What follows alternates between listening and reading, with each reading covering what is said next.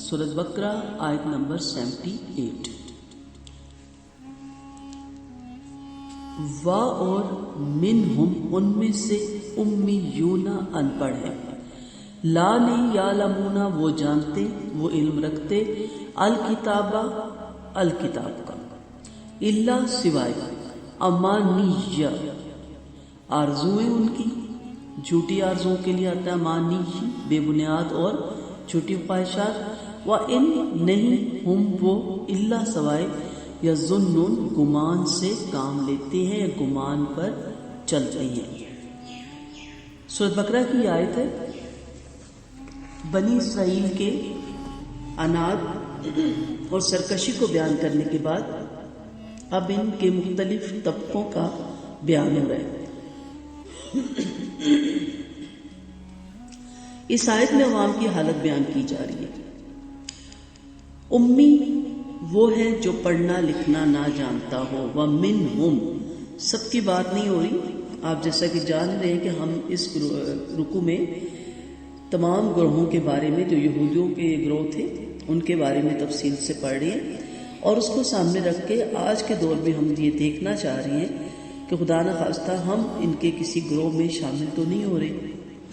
تو سارے نہیں کہا گیا، کہا ان میں سے کچھ لوگ ایسے ہیں جو پڑھنا لکھنا نہیں جانتے، لا یعلمون الکتاب وہ پڑھنا لکھنا نہیں جانتے، ان پڑھ ہیں۔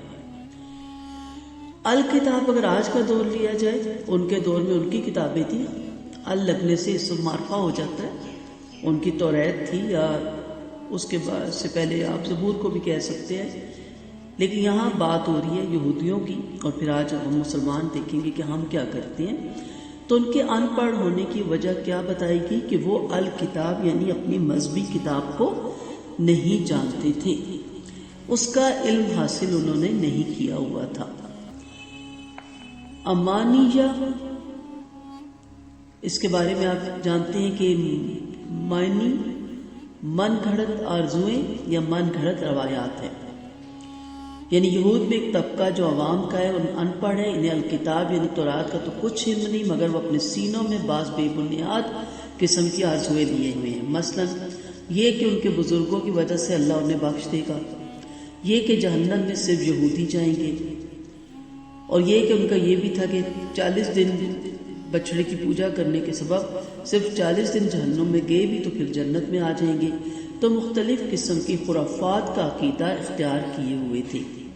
یہ ان کی غلط آرزویں ہیں، من گھڑت قصے ہیں جو انہوں نے سن رکھے تھے۔ اب اسی کو آج کے دور میں، کیونکہ ہمارا مقصد ہے کہ ہم قرآن کو آج کے دور کے مطابق بھی سمجھنے کی کوشش کریں، اب ان میں سے ہم میں سے وہ گروہ کون ہے جو الکتاب قرآن کو نہیں جانتا؟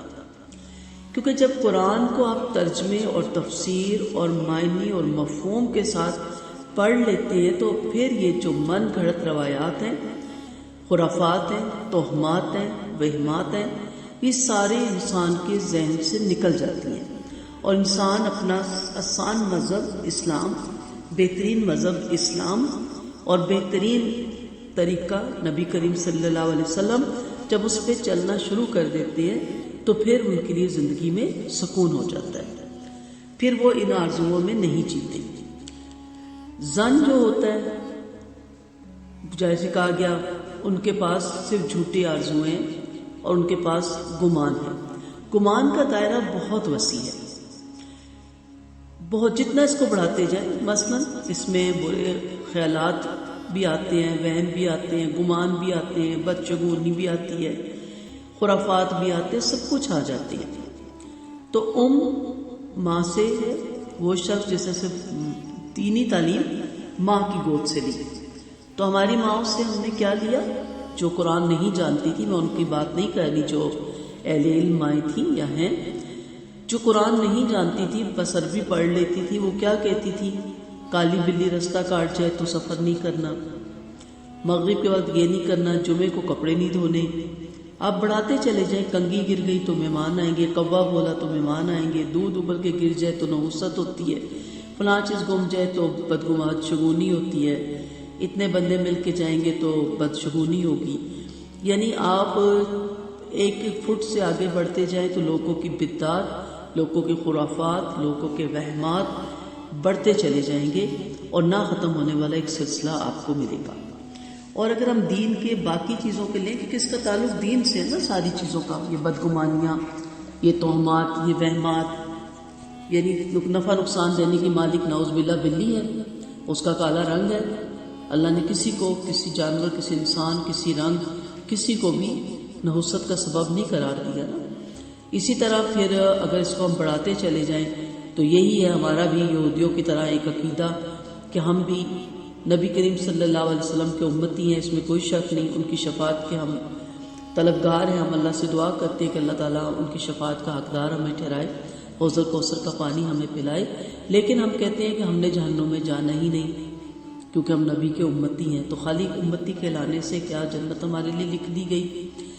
پھر اس طرح بہت سی باتیں ہیں کہ ہمارے ولی، ہم ان کا لڑ پکڑ لیں گے، ہم نے ان کا لڑ پکڑا ہوا ہے، ہم نے ان کے ہاتھ پہ بیعت کی ہوئی ہے، اب ہم جو مرضی چاہے کرتے جائیں، اب ہمارے ولی ہمیں وہاں جا کے بچا لیں گے۔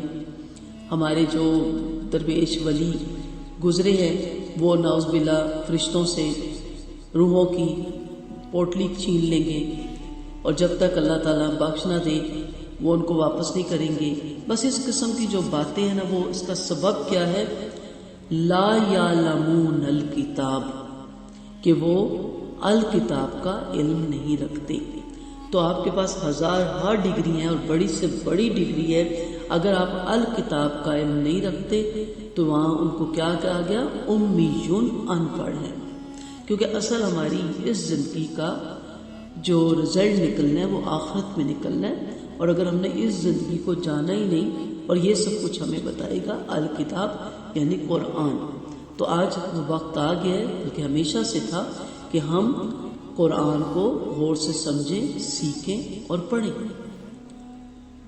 تو آگے بھی آپ دیکھیں گے اگلی آیت میں انشاءاللہ، نیکسٹ کل والے لیکچر میں، اس میں ہم دیکھیں گے کہ ان کو ان کے علماء نے کس قسم کے دھوکوں میں ڈال رکھا تھا۔ علم کی بنیاد معرفت الہی ہے، اپنے خالق کو جاننا ہے۔ تو جب تک آپ اپنے خالق کو نہیں جانتے، آپ کو اللہ کی معرفت نہیں ہے، معرفت الہی نہیں ہے، تو آپ تو ہر کالی بلی سے اور ہر چھوٹی بڑی چیز سے ڈریں گے۔ تو ان میں سے اکثر ان پڑھ ہیں جو الکتاب نہیں جانتے، سوائے جھوٹی آرزویں، امانیہ، جھوٹی آرزویں، خواہشیں، تمنائیں، خود سے گھڑی گئی چیز کو کہتے ہیں جھوٹی آرزویں۔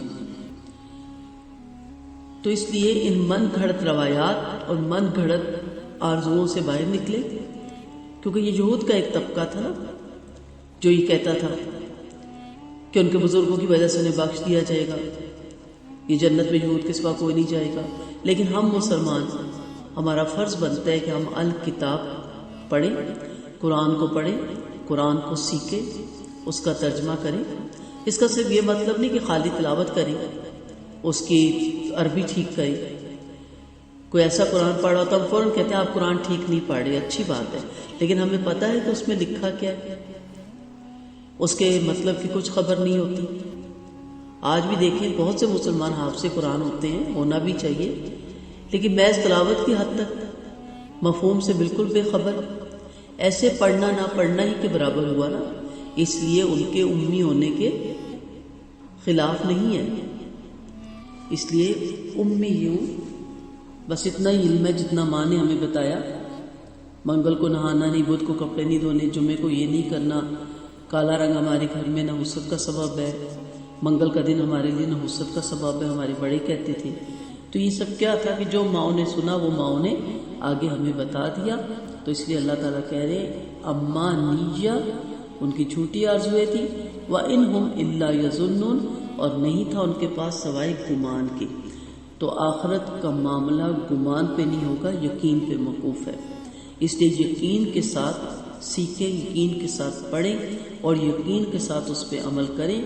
گمان پہ کہ ہمارا گمان تھا، ہماری آرزو تھی، ہمیں یہ بات پہنچی تھی، اس پہ بات نہیں چلے گی۔ اس دلیل کی سامنے رکھ کے آپ کا معاملہ نہیں ہوگا کہ آپ کی بڑی ہی خوبصورت آرزویں تھیں اور تمنائیں تھیں۔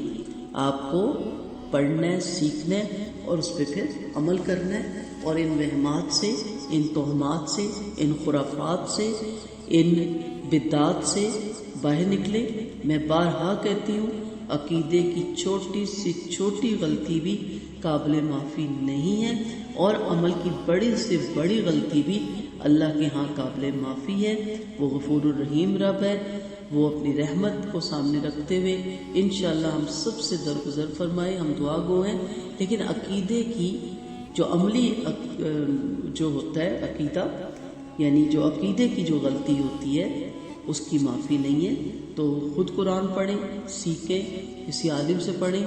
اب تو ہر چیز آپ کے دسترس میں ہے، ٹیکنالوجی بہت آگے جا چکی ہے، سب کچھ آپ کے ہاتھ میں ہے، حجت تمام ہو گئی ہے۔ اسے پڑھیں، اسے سیکھیں، اور پھر ان گمان سے، وہموں سے، ان چیزوں سے باہر نکلیں اور صاف ستھرے دین کو اپنائیں۔